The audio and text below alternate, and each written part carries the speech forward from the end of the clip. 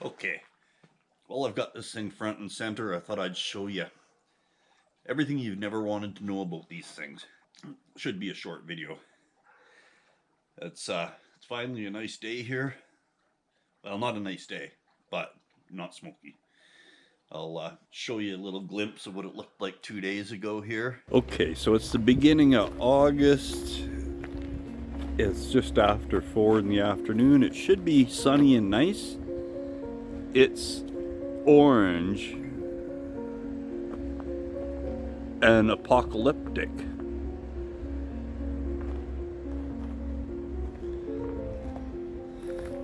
The camera won't pick up the snowflakes falling, but winds are just starting to pick up, and it's snowing ashes.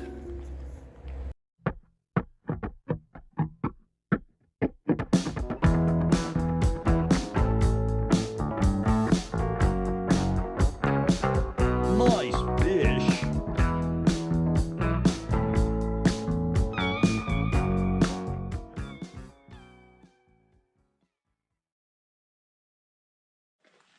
Okay, so I guess I'll just I'll start at the bottom, show you inside, show you back, and that's it. You'll know just as much as I do about these things, which is very little.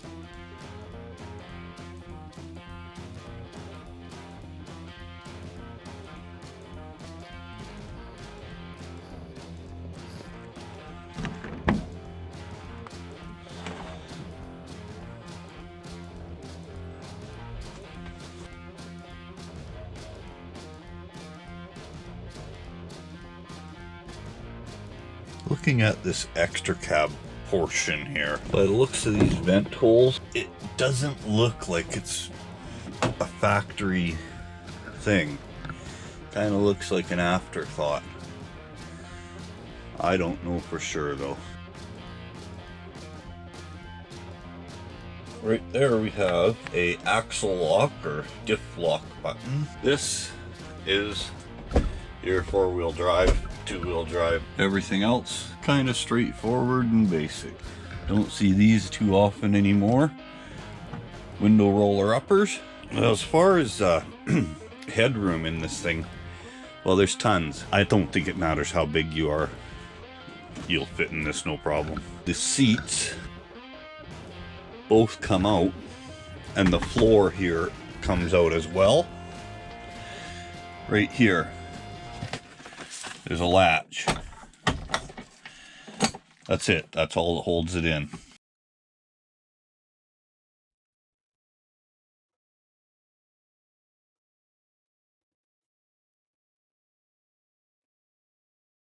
There's half of the powerhouse right there.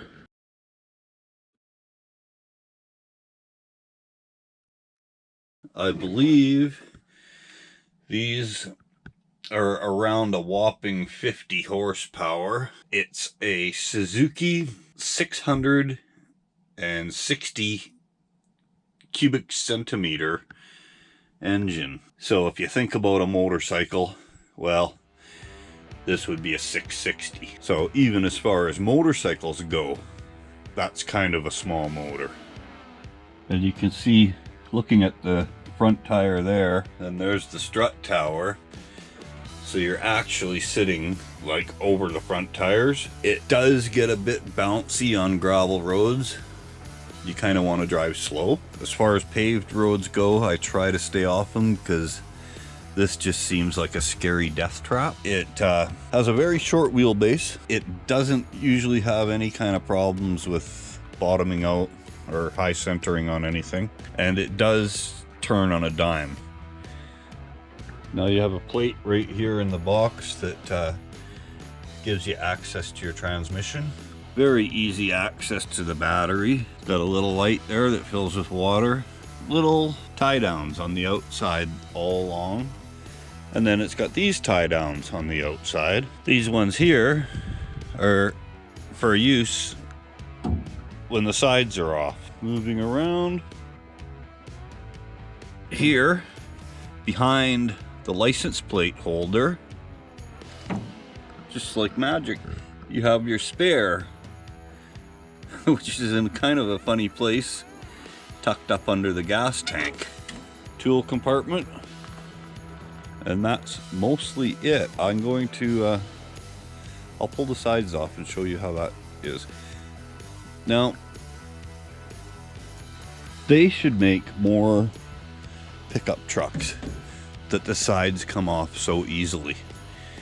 It's an instant flat deck. If you have bulky items, not a problem. Or if you have to load something heavy and you don't want to mess up your tailgate or sides, comes off in no time at all. So this one here needs a little bit of work. As you can see, it's missing the latch here. We have the latch, it's just in the repair shop. It cracked along a weld, so it needs to be re-welded. Also, one of the hinges, same thing, cracked on a weld. Normally there would be two latches here. And that's how you open this. This drops right down or comes right off. Let's put this aside. We have one latch here. Same thing, drops down or comes right off. These ones are a bit stiff because I don't take them off too often.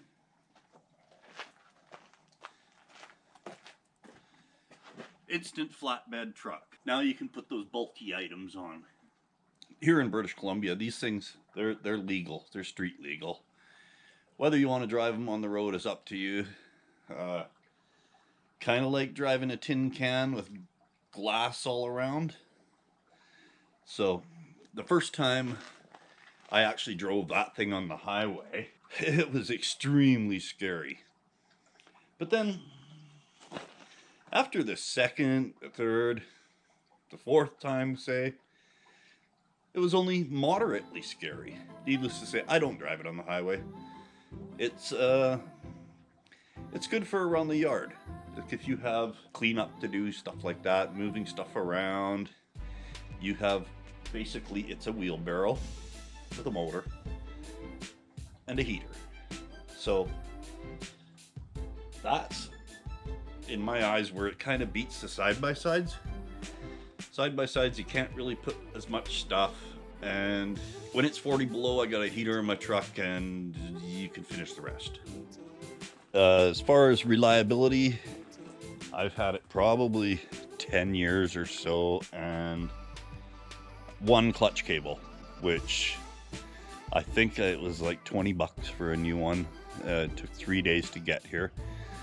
So for off-roading, they're awesome.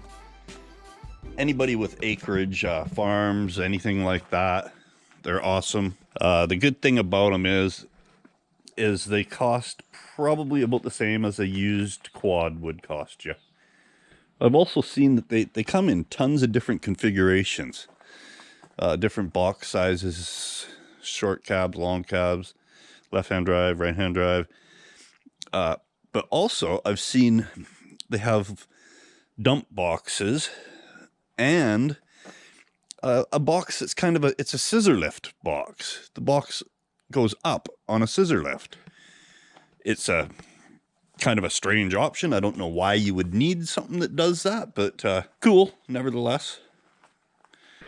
Couple of things I might have failed to mention. As far as fuel economy, I've never actually checked the mileage, but usually what I do is I go up in the back roads and I don't know, drive it around for say 6 hours, something like that.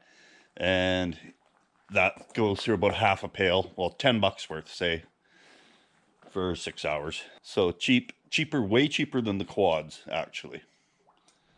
One other thing I should mention is if you ever want these things for driving on the highway, well, highly don't recommend it, but any slight hill, you got to plan on taking a while to get up the hill. If you're in any higher gears, like third, fourth, fifth, it just bogs. They have tons of power, like not tons of power, but I mean they have for in the bush going up pretty much anything in first gear, in four-wheel drive, not a problem. But soon as you get them out on the highway, they just don't have the horsepower. That's these older ones anyways. The newer ones, I believe they have turbos, so they probably have a little more guts. And I think they also have air conditioning, which up here would be a definite plus. Okay, I didn't think that there was anything really out there that's more funny looking than these things until I took the sides off. Now it's even funnier looking. Now I guess for today, the rest of today, I have to just wash vehicles because I just read on the interweb that all these ashes that have been landing, every day vehicles are covered. Apparently they're totally acidic and not at all good for paint. Anyways, hopefully this was a short video. I don't know until I get into editing it, but thanks for watching, and now we can move on to something else. We'll see you in the next one.